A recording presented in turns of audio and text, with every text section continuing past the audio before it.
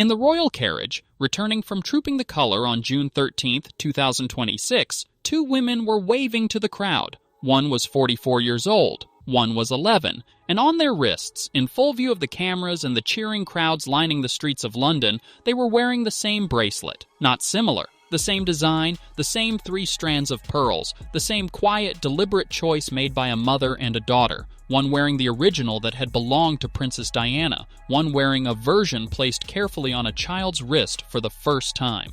Nobody scripted this for the cameras. Nobody issued a press release about it. It appeared in the photographs, and within hours it had moved more people than almost any official royal statement in recent memory. This is the story of that bracelet, what it is, what it means, and what it says about who Princess Charlotte is becoming, and who she is slowly learning she was named for. The bracelet, what it actually is. Start with the object itself, because its history matters. The 11-year-old princess was spotted wearing a 3-strand pearl bracelet during the annual parade on June 13th, a piece closely modeled after one that originally belonged to her late grandmother, Princess Diana. Princess Kate's pearl bracelet carries special meaning, as it once belonged to Princess Diana. The Nigel Milne 3-strand pearl bracelet was designed in 1988 for a special collection supporting the charity Birthright. Princess Diana wore the bracelet on many royal occasions, and it has now become a staple in Princess Kate's jewelry box too. The current Princess of Wales has worn the bracelet over 15 times to public royal engagements. Diana wore this bracelet at a performance of The Masked Ball at the London Coliseum. She wore it at a Birthright charity event. Most memorably, Diana famously wore the pearl and diamond piece throughout 1989, including most memorably with her famed Elvis gown and the Queen Mary Lover's Knot tiara at a state banquet in Hong Kong.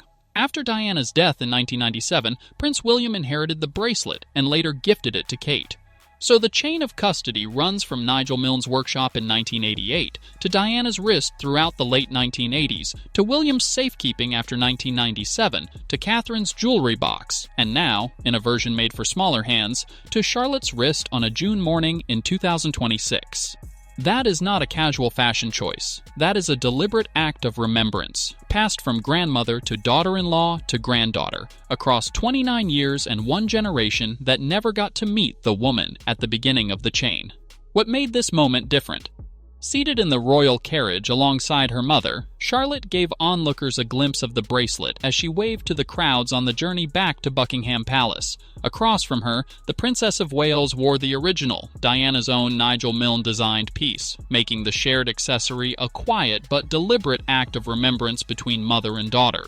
Princess Kate and Princess Charlotte love a matching mommy and me moment, often sporting similar-looking hair bows, coordinating dresses, or matching color schemes. The classic 3-strand pearl bracelet has been in style throughout the generations, from Princess Diana in the 1980s to Princess Kate and young Princess Charlotte today. But this was different from a coordinated outfit or a matching hair bow. This was a piece of documented family history being worn simultaneously by 2 generations. One who had known Diana personally, and one who only knows her through stories and photographs and the careful, deliberate way her parents keep her present.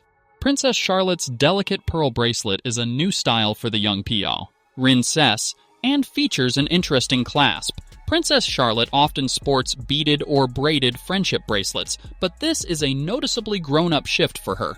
That observation from royal fashion writers matters. Charlotte chose friendship bracelets before this. Something changed. Someone, or something, prompted a shift toward a piece that connects her to Diana, worn on the same day her mother wore the original. That is not an accident. That is a family choosing how memory moves forward. The day that followed, Diana's 65th birthday.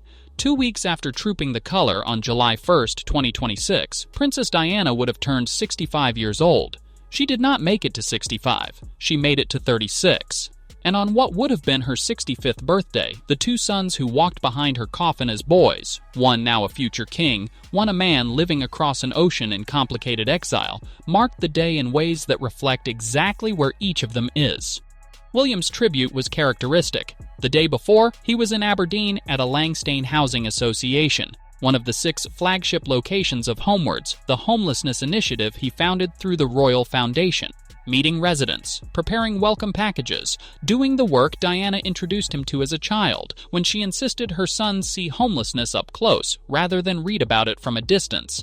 He posted about it on Instagram. The caption read simply, "A home to come back to."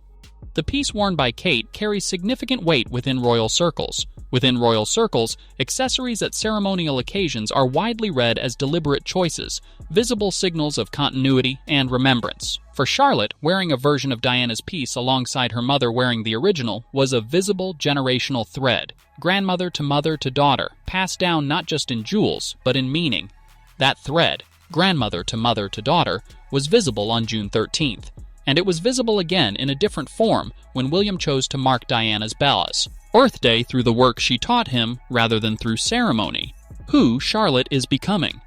The bracelet moment becomes more significant when you understand who Charlotte is at 11 years old and how she appears to be growing into her grandmother's legacy. Charlotte's resemblance to her grandmother has become something royal commentators discuss with increasing frequency. Ingrid Seward, editor of Majesty magazine, has noted that Charlotte carries not just Diana's name, but flashes of her mother's warmth, the same direct eye contact, the same ease with strangers that made Diana so beloved. Royal watchers have been tracking this for years. The way Charlotte interacts with crowds, the directness she shows, the lack of self-consciousness that makes her seem, at 11, more natural in public than many royals twice her age. Charlotte carries Diana's name. Middle names, Diana, Frances, given at birth. A choice William and Catherine made before they knew who Charlotte would become. She is becoming someone who appears to feel the weight of that name, not as a burden, but as something she is choosing to inhabit on her own terms. The bracelet, worn for the first time at a major ceremonial occasion, suggests a child who is old enough now to understand what the choice means. Catherine has spoken before about wanting her children to know Diana as a real person, rather than a symbol. Not the sanitized version preserved in official portraits, but someone with habits and warmth and ordinary moments. The bracelet is the most public evidence yet that this intention has taken root, not because a parent announced it, but because a child chose it. What Diana actually was, and why this matters. To understand why a bracelet at a parade can move people this deeply, you have to understand what Diana was. She walked through an active minefield in Angola in 1997 to force the world to confront what those weapons actually did to human beings. She held the hand of a man dying of AIDS at a time when fear and stigma told people not to touch. She brought her sons to homeless shelters and hospital wards, insisting they see the people the establishment preferred to ignore. She was, in her own words, trying to be a queen of people's hearts rather than a queen defined by institutional distance. She did all of this against considerable internal resistance from an institution that found her emotional directness threatening and her popularity destabilizing. She was right about all of it, and she never got to see whether the institution would eventually become something worthy of the price she paid to push it there. William knows this, not from history books, but from living it. He watched his mother be right while the institution punished her for it. He watched her die. He walked behind her coffin at 15. And he has spent the years since building something different for his children and through his children. The bracelet on Charlotte's wrist is one small piece of that project, but it is a visible one. It says, "This child knows who her grandmother was," not as a headline, as a person whose jewelry now sits on her wrist at the most watched parade in Britain. The Harry dimension, and what it reveals. On Diana's birthday, while William was in Aberdeen with the homeless community she had introduced him to as a child, Harry was reportedly expected to visit Althorpe, the Spencer family estate in Northamptonshire, where Diana is buried on a small island in an ornamental lake. Prince Harry is expected to be in the UK for events related to the one-year countdown to the Invictus Games in Birmingham, and during that visit, he and his 2 children, Archie and Lilibet, are reportedly planning to visit Diana's grave at Althorpe House. The contrast between the 2 tributes is instructive. William's tribute required no cameras. He was in Aberdeen doing homelessness work. If you happened to follow his Instagram, you saw the facts. He post. If you did not, you would not have known. Harry's planned visit to Althorpe immediately attracted speculation about whether it was a private family moment or something more managed, a question that follows Harry wherever he goes now, the consequence of years of using private moments as content. Both brothers love their mother. That is not in question. What is different is how they have chosen to carry her.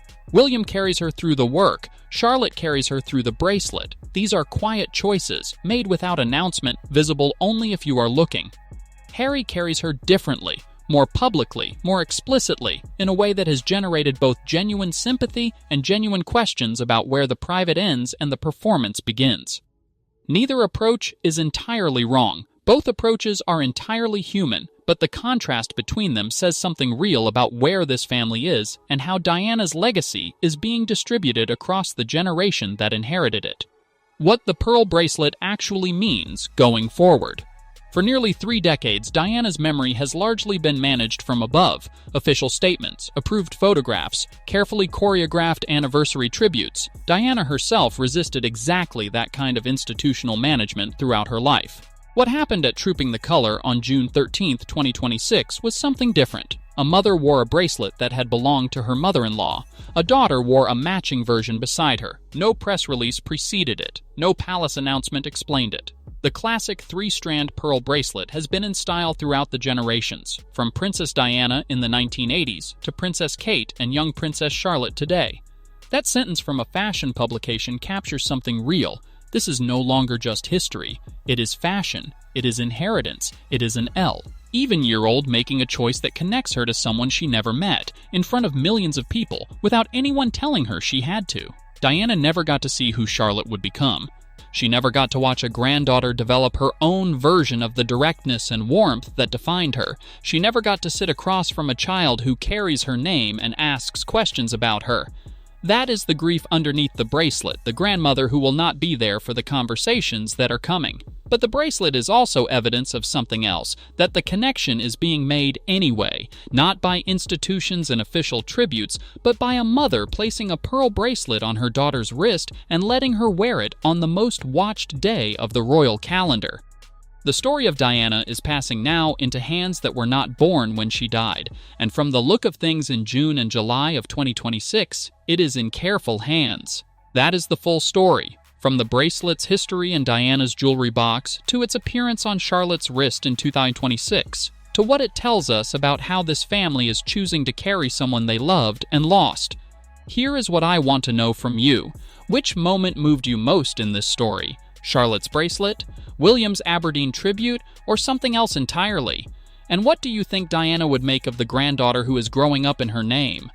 Drop your thoughts in the comments. This community always brings something worth reading. Subscribe if you are not already. Turn on notifications. Harry's UK visit is happening now. The Invictus countdown, the Althorp question, and what happens between him and William. And the next update will be here with the full sourced account. Thank you for watching.